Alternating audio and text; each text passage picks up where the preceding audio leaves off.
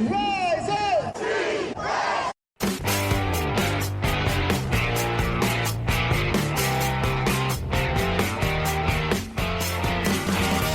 This is the Rise Up See Red podcast, all about the Arizona Cardinals and the NFL, featuring insider and outsider perspectives. Enjoy the best hour of Cardinals talk on the web. Now here are your hosts, Jess Root and Seth Cox.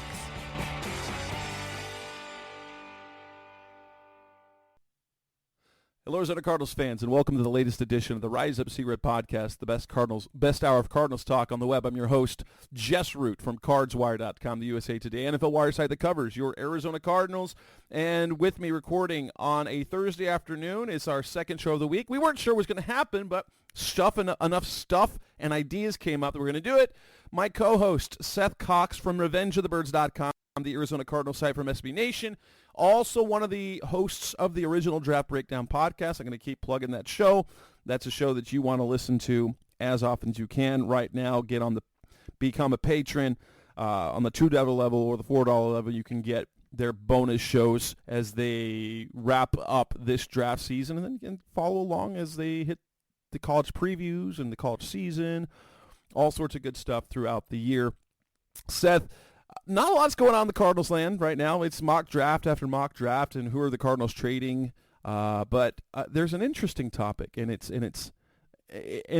I'll be honest, I didn't consider it until yesterday.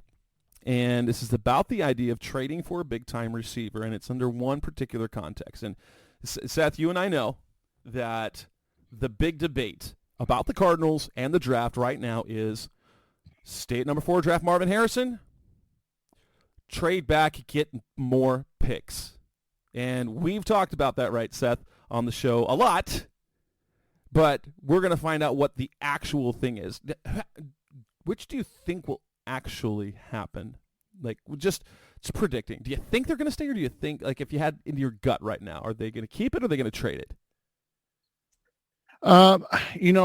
From everything I've heard, everybody I've talked to is it's going to take a king's ransom to have them move off the pick, meaning that a team is going to have to overwhelm and overpay what they're going to over what would be the normal, thought process. So everybody kind of uses that 49ers Miami deal as like the baseline, right? Like 3 1s and a 3. That's the thought process. But you have to remember that this is a unique situation. First, there's rarely this much of a fever or fervor for quarterbacks 1 through 4. Right. Meaning that we've heard from multiple places that, the Giants, the Vikings, and the Raiders are all interested in making a quarterback selection from one of the top 4. They think these are the guys. And also Denver is very realistic as well. Well, Denver, yeah. So there's 4 other teams. So what ends up happening is that what is considered the norm, if you will, is kind of thrown out the window, or it's the ante is up, so to speak, in that you're going to have to overpay to get the job done. And so again, I think we talked about a little bit from like the Minnesota Vikings standpoint, the conversation starts with 11 and 23 this year, but that's where it starts. Right. Absolutely. That's not even close to enough. And we're doing our SB Nation mock draft right now. And so today was supposed to be the day I posted, but I traded the 4th overall pick for number 11 with the Vikings, and their initial offer was 111 this year, 123 this year, and next year's 3. And I just said, it's going to have to be a first. Like that's the reality of it, or I'm not moving. And that's, again, part of the reason I said that is because that's kind of what I've heard from right not necessarily Cardinals people, but from people that are gauging if the Cardinals would be willing to move.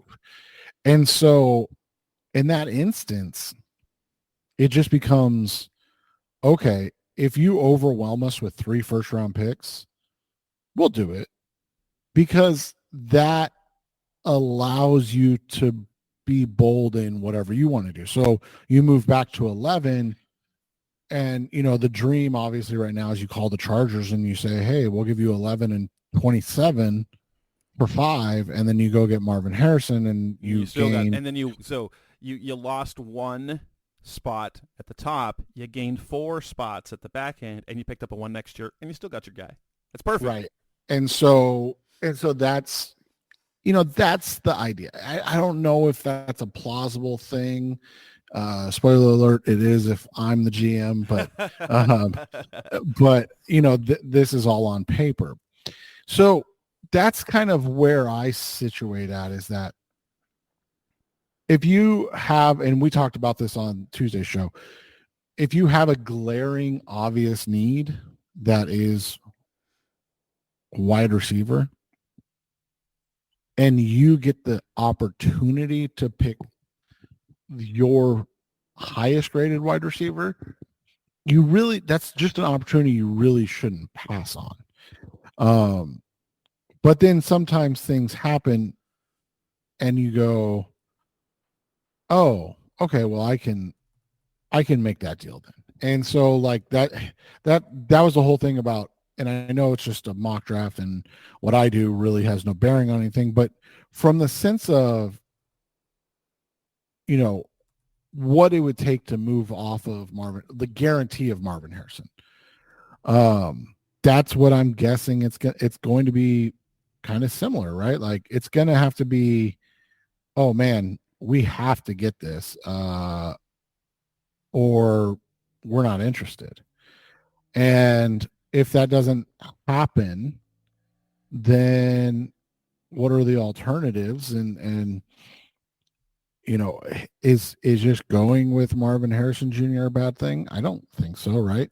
You're right. That doesn't feel that. But so what we want to play in this episode of the show, and I'm going to say this, mock drafting type things, these are always just scenarios. Neither one of us right now have any sort of real solid information as to what the insight is of what teams are doing. But this is a topic that, let us assume, the Cardinals get that ransom from the Vikings. We're going to assume it's the Vikings.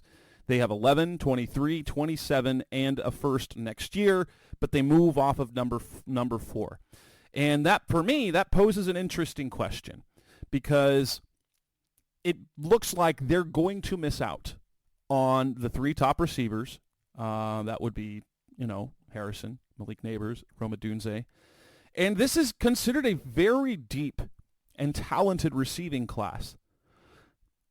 But my fear is that, and kind of looking at the receivers and having listened to what you guys have said on your show about the receivers, you'd be really missing out on an opportunity. And what the Cardinals need, because the Cardinals receiver room is woefully not good, right? the top 3 that are projected right now, Michael Wilson, Greg Dortch, Chris Moore, have not even, granted Wilson was a rookie this year, but that's 6 done, but no one's even reached 600 yards in this season. And to go into this season with that room, you're like, ugh.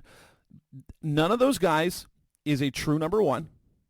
No, like they can be good. None of them's an alpha receiver, and the Cardinals have been used to having an alpha receiver for a really, really long time. Cardinals fans are used to that, whether it's Larry Fitzgerald and Anquan Bolden, DeAndre Hopkins.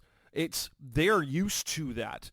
And the Cardinals don't have that this year. And so drafting Marvin Harrison makes sense. But if they don't, who is that alpha beyond there? And I think there's a lot of good receivers, but to me, most of them are good, productive receivers who will be better if you've got an alpha in the room already.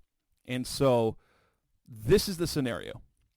If they can't draft the alpha with 3 first-round picks, there's a couple of options for trade, maybe. And the name that I keep coming back to is Brandon Aiyuk. Gonna establish this right now. I don't think the 49ers will actually trade him. It sounds like contract talks between them and Deebo Samuel the last couple years ago when everything got fine after they paid him.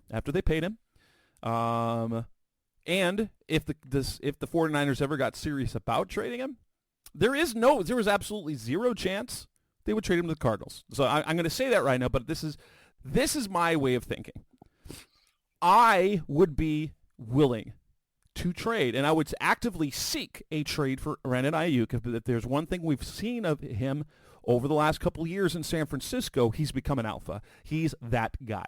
And that it's not even Deebo Samuel is the motor for that team. Christian McCaffrey, Deebo Samuel is a difference maker, but the alpha receiver is unquestionably Brandon Aiyuk. He's turned into that guy. As kids like to say, he's him.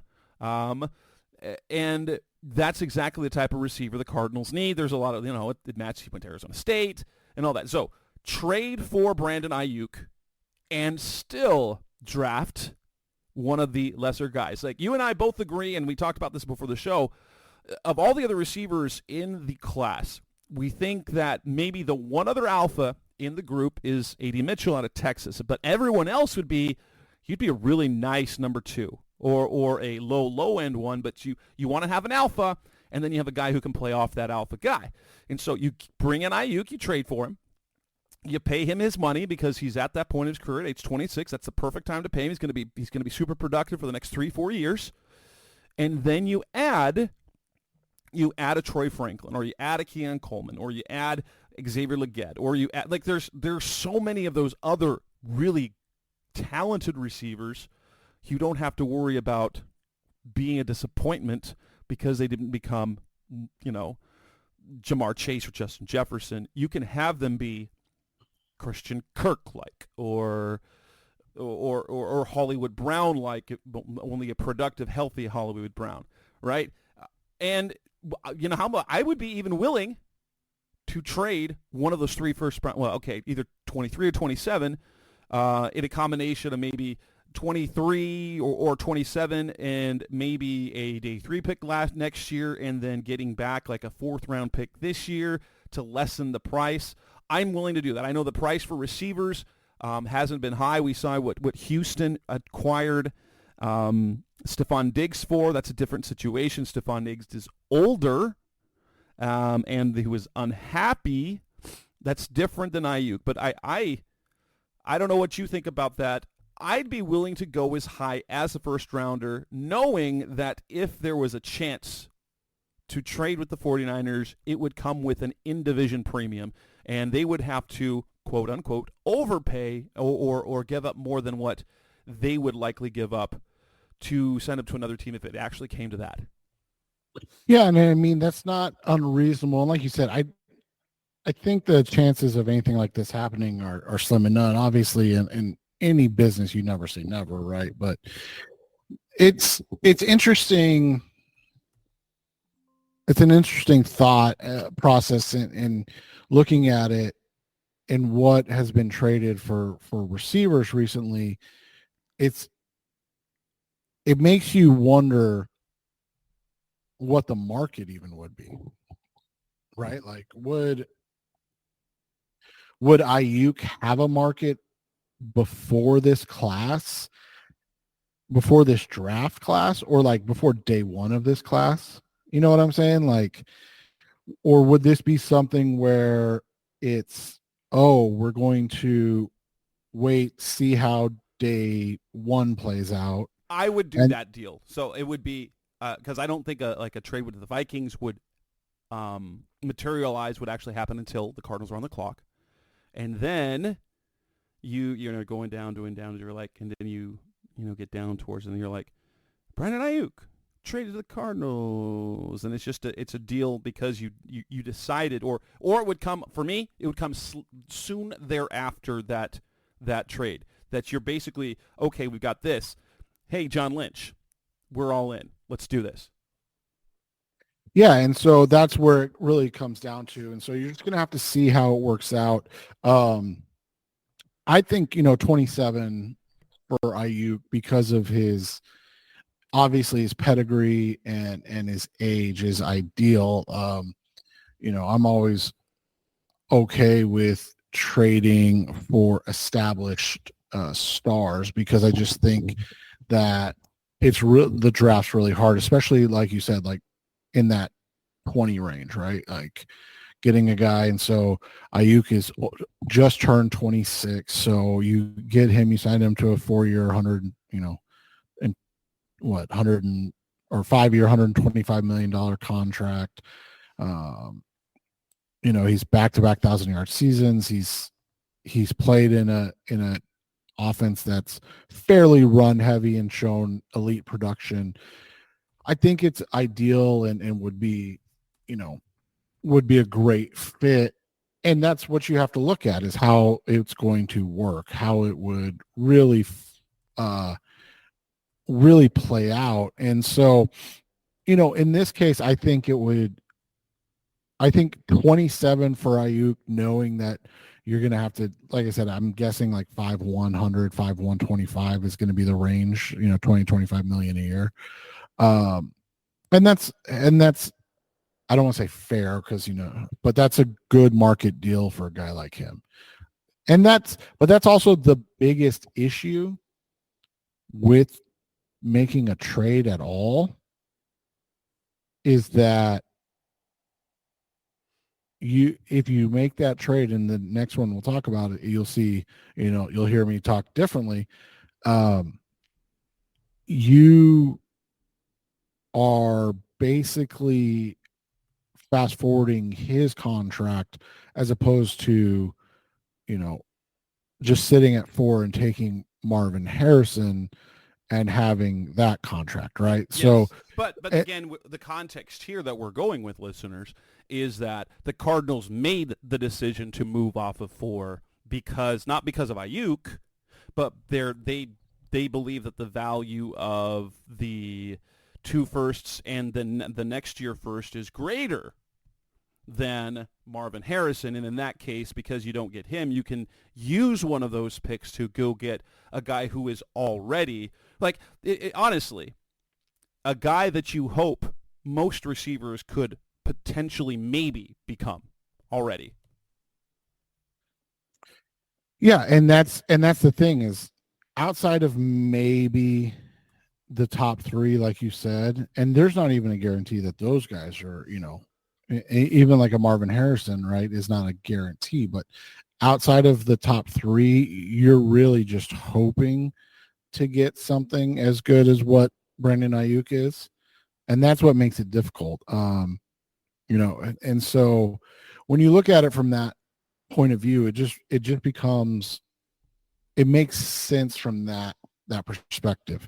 Now, you can say that about Aiyuk, but you had another scenario you want to talk about as well, right? Yes. And before we go to that, in this scenario, I still am very much on board with maybe even taking a receiver at 35 or at 66. And there are a number of talented receivers that you go, a Brendan Rice, Xavier Legette, Troy Franklin, Keon Cole, any of those guys, I'm still like, I like those. I just wasn't I am not sold on them as the guy. And so add them to a room that has Aiyuk and Wilson and Dortch, and I'm like, I really like that. So, but coming next on the Rise Up Series podcast, the best of Cardinals talk on the web, let us discuss Tee Higgins and what do we think about a trade for him. That's coming next on Rise Up Series. We're back on the Rise Up Series podcast, the best of Cardinals talk on the web. We talked about Brandon Aiyuk. What about the franchised Tee Higgins? He isn't, he's had some 1,000-yard seasons. He's a very talented player. You could say he's also an alpha. He's not Jamar Chase, but I think in that Bengals locker room, in that receiver room, he is that guy too. But the first-round pick, right? It feels different, right? Why is it different about Tee Higgins than Brandon Aiyuk? Because it is the same for me. I'm like, first-round pick, I'm all in on Brandon Aiyuk. Tee Higgins, I'm like, third. I'll give up 71 for him. Yeah, and for me, that's what it comes down to is Higgins is a different type of guy. One, he hasn't been healthy his entire career, which is always an issue. And it's not that he like misses huge swaths of games, but he's missed 2 to 3 games every season, and he's perpetually dinged up. And it's not like this year And that where was back in college when he was at Clemson. It wasn't the same. yes, and that's not like where Tee Higgins missed a game this year because they were or had already locked up the 1 seed and they just sat everybody in week 17, right? Like that's a different situation. What you're talking about is that Higgins, this year he only played in 12 games. Last year he played in 16. Obviously, that's a close enough to a full season. The year before that, though, only 14. His most productive year, by the way, so 14. And then, again, his rookie year, he only played in 16. So you look at it, he's been that rookie year, by the way, he played in all 16 because 2020 was 16 games. 2020 was yeah. And so, you look at it, it's just one of those situations where it's lower body soft tissue stuff for a guy that has, like you said, had that dating back to Clemson. He's been a very, very good receiver, but he hasn't been on the same plane, or his trajectory isn't the same as what we've seen from Brandon Aiyuk. And so for that reason, like you said, the highest you might go, I mean, maybe 66, right? Like maybe, you're not going to quibble over five spots. 5 spots, but like ideally, yeah, you would get him with one of those 3rd round picks. The bigger issue with Higgins has been his desire to be paid.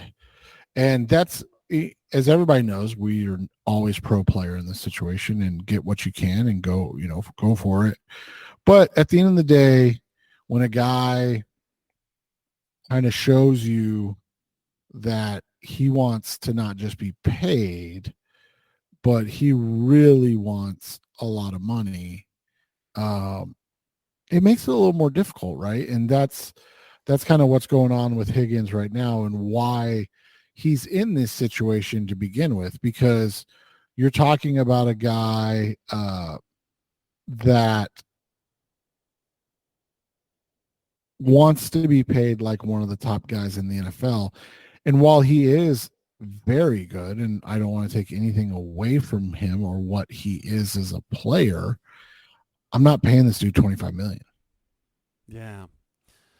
That is the other part that, and once you get hit, and you and I were talking before the show, like once you franchise a guy, it guarantees 2 things with contract negotiations. One, you must, like, I think his number's $21.8 million this year for 2024 under the franchise tag. That means you're starting at $21.8 million per year on the per year average. You look at, there's like 3 parts that if you kind of look at contracts, there's basically 3 parts to it that players and agents like. One, how much money in year 1, how much guaranteed money in the deal, and the per year average, because that's negotiating tactics for future negotiations for other players. It's kind of helping the market. And so Higgins will want $22 million in cash this year in year 1, so that's a combination of the signing bonus and first year salary. He's going to expect X amount of guaranteed, of course, but then the per year average has got to start at about $22 million. That's where it's, and so it only goes up from there. And as Tee Higgins, like I like him, I do. Although I would say it's not my money. and if you add Tee Higgins, and I'd actually be slightly worth, I wouldn't be against drafting a receiver at the top like Harrison and then trading for Higgins. And I've heard,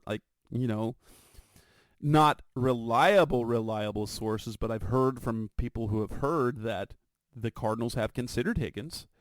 And he would make what he would be the expensive one in the room, obviously.